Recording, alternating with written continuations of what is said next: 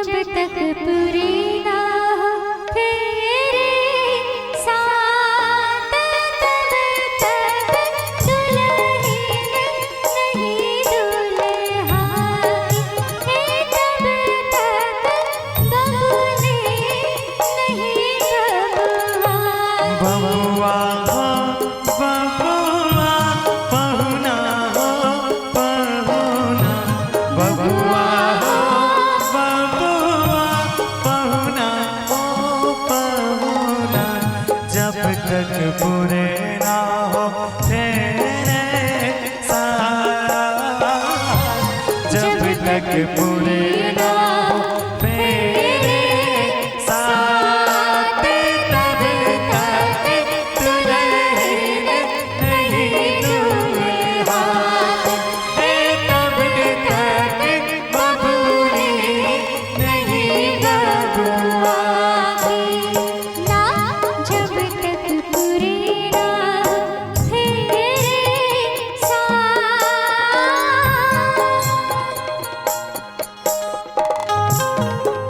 क्या बात क्या बात। अजी उठ कर अब कहाँ जाएगा, जहाँ जाएगा हमें पाएगा।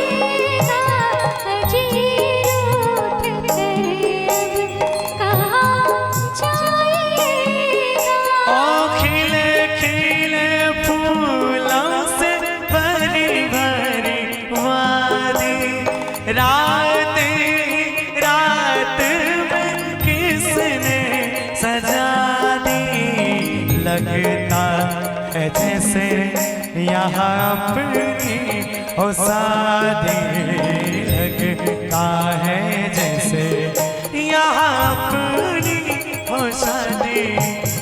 छोटे छोटे झरने हैं कि झरनों का पानी छू के कुछ वादे करने ओ हुस्न पहाड़ों का, ओ साहिबा हुस्न पहाड़ों का, क्या कहना कि 12 महीने यहाँ मौसम जाड़ों का, क्या कहना कि 12 महीने यहाँ मौसम जाड़ों का।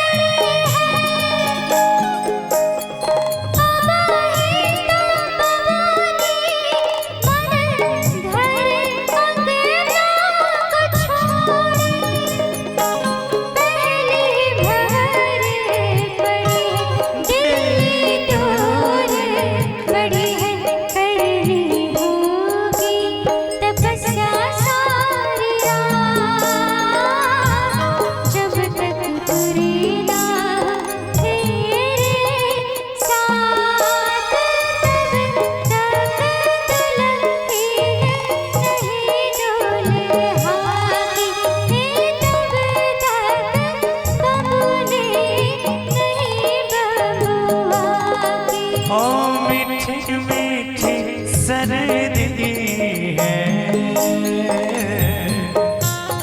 ठंडा ठंडा पानी है,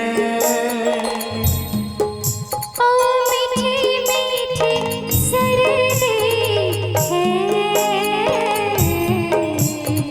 ठंडा ठंडा पानी है। ऐसे में चले आओ